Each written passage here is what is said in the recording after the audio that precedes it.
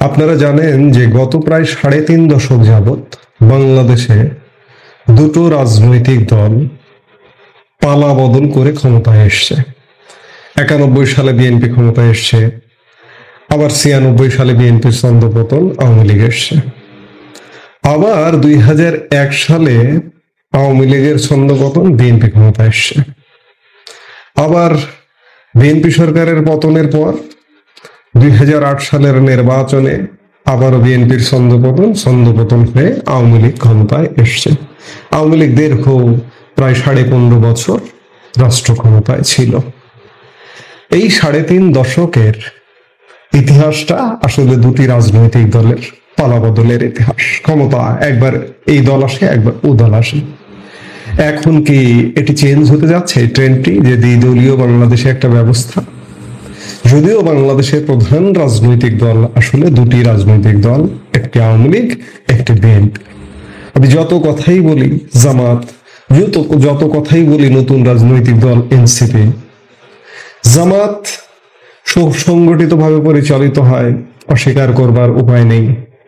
অর্থনৈতিক শক্তি, অর্থনৈতিক ভিত্তি, এমনকি জামাতি প্রতিষ্ঠান, আর্থিক উন্নতির জন্য জামাতি যত প্রতিষ্ঠান আছে, বিএনপির কোনো প্রতিষ্ঠান নেই, আওয়ামী লীগের কোনো প্রতিষ্ঠান নেই। আওয়ামী লীগ বা বিএনপি এই রাজনৈতিক দলগুলোতে খানিকটা এই জামাতের যে আর্থিক স্ট্রেংথ নির্মাণের যে প্রচেষ্টা, সেই জায়গায় বিএনপি আওয়ামী লীগ দু দলকে উদাসীন দেখা যায়।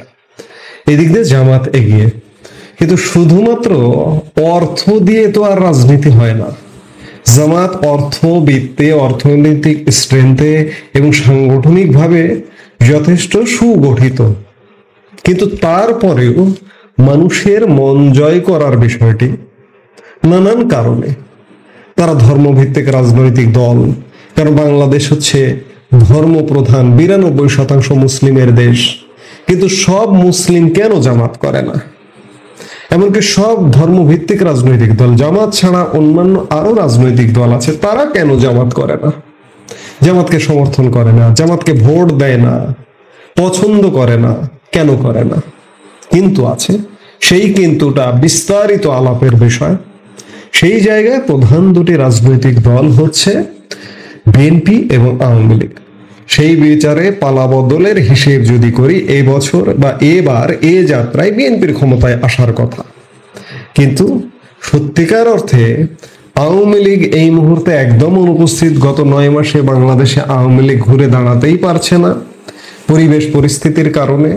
আওয়ামী লীগের নেতৃত্বতার দুর্বলতা তো একটি আছেই। আওয়ামী লীগে আসলে নেতা ছিল না, ভিন্ন কিছু ছিল।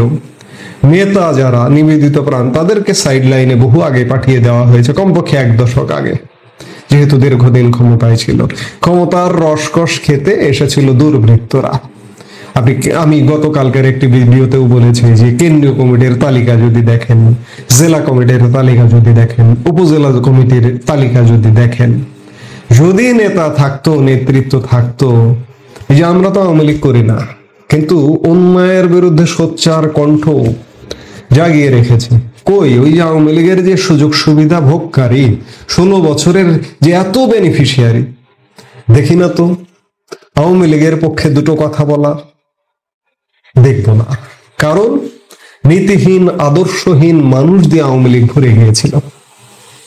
আমি যেটি বলছি যে সেই জায়গায় এবার বিএনপির ক্ষমতায় আসার কথা, এবং প্রায় ১ বছর হতে চললো।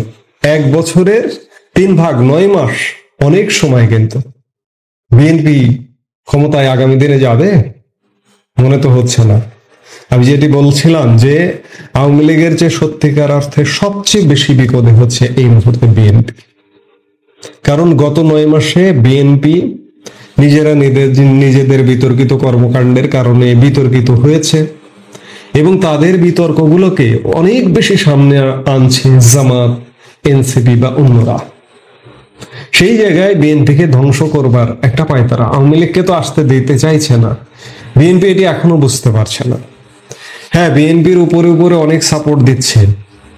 বিএনপি অতীতে যত অপরাধ করেছিল সেগুলো একদম ধুয়ে মুছে ক্লিয়ার, সাদা কাপড়ের মতো, সাদা পাঞ্জাবির মতো ধবধবে সাদা, কোনো পাপ নেই, কোনো দাগ নেই। বিএনপি প্রধান বেগম খালেদা জিয়ার প্রায় অলমোস্ট সব মামলা থেকে খালাস, সাজাপ্রাপ্ত মামলা থেকে সাজা মওকুফ। বিএনপির সেকেন্ড ম্যান জনাব তারেক রহমান ভারপ্রাপ্ত চেয়ারম্যান, তার সব সাজাপ্রাপ্ত মামলা খালাস, অন্যান্য মামলা থেকেও ইতোমধ্যে খালাস। কিন্তু খালেদা জিয়া এবং তারেক রহমান এই মুহূর্তে লন্ডনে অবস্থান করছেন। তারা ঠিক কবে দেশে আসবেন এই মুহূর্তে কেউ জানে না, বিএনপির নেতৃত্বও জানে না। কেন? অদৃশ্য কারণটা কি? আবার দেখুন, এই যে বর্তমানে একটি অন্তর্বর্তীকালীন সরকার, এই আলাপটা বেশ কিছুদিন ধরেই হচ্ছে যে তাদের মেয়াদ নির্বাচন না করে, নির্বাচনের মাধ্যমে সরকার গঠন না করে এই সরকারটি 5 বছর নিজেদেরকে রাখবার একটা স্বপ্ন নির্মাণ করছে। ভেতরে ভেতরে ব্যাপক কাজ চলছে। আমি আগের বিভিন্ন ভিডিওতে বলেছি, আবারও বলছি। এবং এই সরকারের আসল রাজনৈতিক দল, এই যে ছাত্রদের যে রাজনৈতিক দল এনসিপি এবং জামাত, তারা প্রেক্ষাপট রচনা করছে। এই সরকারের গত 9 মাসে কোনো সাফল্য নেই, তারপরেও তারা বিভিন্ন সাফল্যের গুণগান, মিথ্যা গুণগান প্রচার শুরু করে দিয়েছে। এছাড়া এই সরকারকে 5 বছর নিয়ে যাওয়ার জন্য সোশ্যাল মিডিয়ায় ক্যাম্পেইন শুরু করে দিয়েছে। এনসিপি সহ বিভিন্ন সংগঠনের ফেসবুক পেজে অন্তর্বর্তী সরকারের মেয়াদ বাড়ানোর ব্যাপক প্রচারণা চালানো হচ্ছে।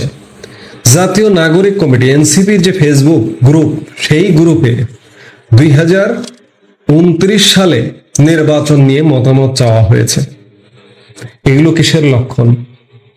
বিএনপি, আমি যেটি বলছিলাম যে গত 3.5 দশক দ্বিদলীয় শাসন ব্যবস্থা, এই দল এসছে, এই দল আবার পাল্টা এসছে, এই দলের অনুপস্থিতিতে আরেক দলে আসছে।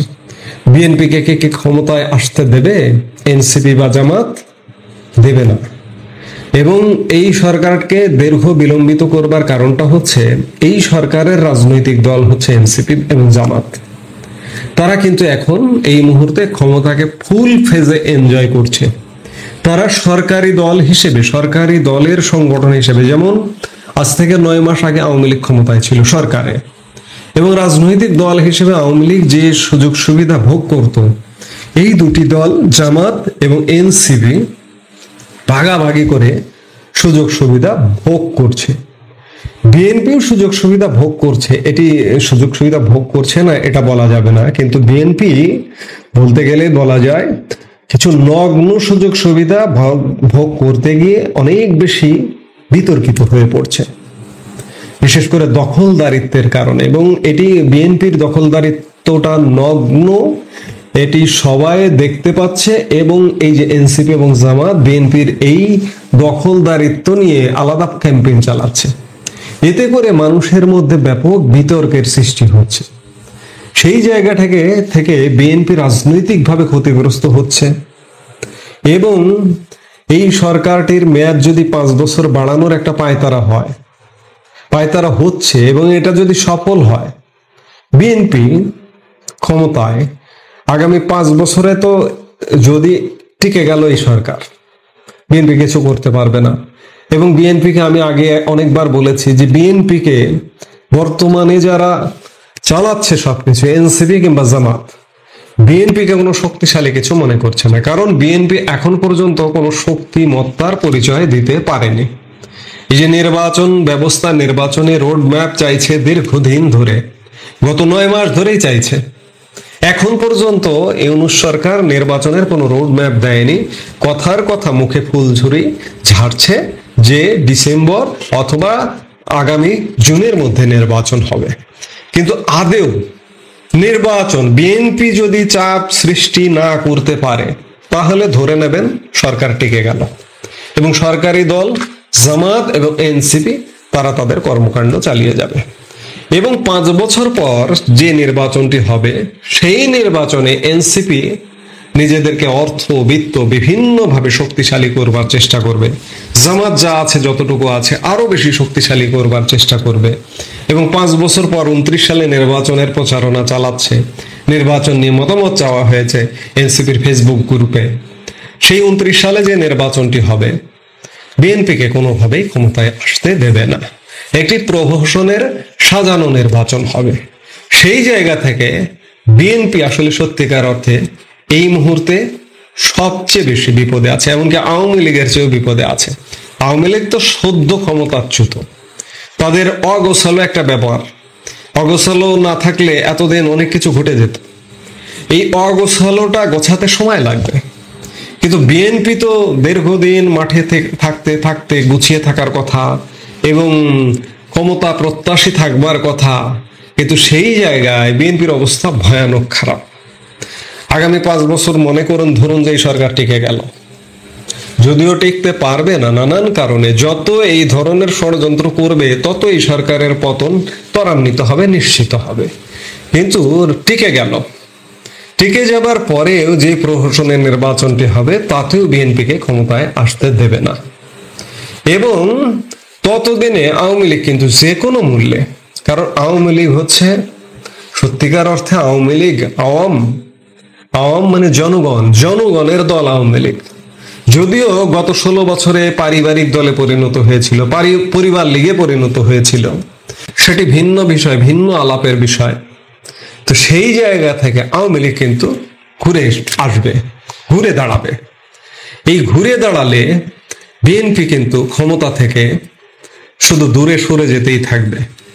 এই যে পালা বদলের যে ক্ষমতা আওয়ামী লীগের পরিবর্তে বিএনপি, সেটি কিন্তু হবে না। বিএনপি এখনো পর্যন্ত এটি বুঝতে পারছে কিনা, কখনো কখনো মনে হয়, আমি বারবার বলি যে বুঝতে পারে, আবার কখনো কখনো বুঝতে পারে না।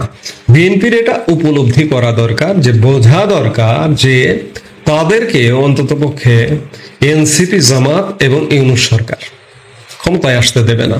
এবং ক্ষমতায় যদি আসতে দিত তাহলে এই সরকার অতি দ্রুত এই ডিসেম্বরের মধ্যে একটা নির্বাচন করত, করে বিএনপিকে ক্ষমতায় আনবার একটা প্রেক্ষাপট রচনা করে ক্ষমতা হস্তান্তর করে দিয়ে চলে যেত।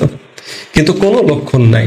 সেই জায়গা থেকে আমি বলবো এই মুহূর্তে আওয়ামী লীগের চাইতেও ভয়ঙ্কর বিপদে আছে বিএনপি। এই মুহূর্তে ক্ষমতার কিছু কিছু এনজয় করছে, দুর্বৃত্তপনা করছে বিএনপি নেতাকর্মীরা সারা দেশে। এই দুর্বৃত্তপনাটাও খুব বেশি দিন করতে পারবে না।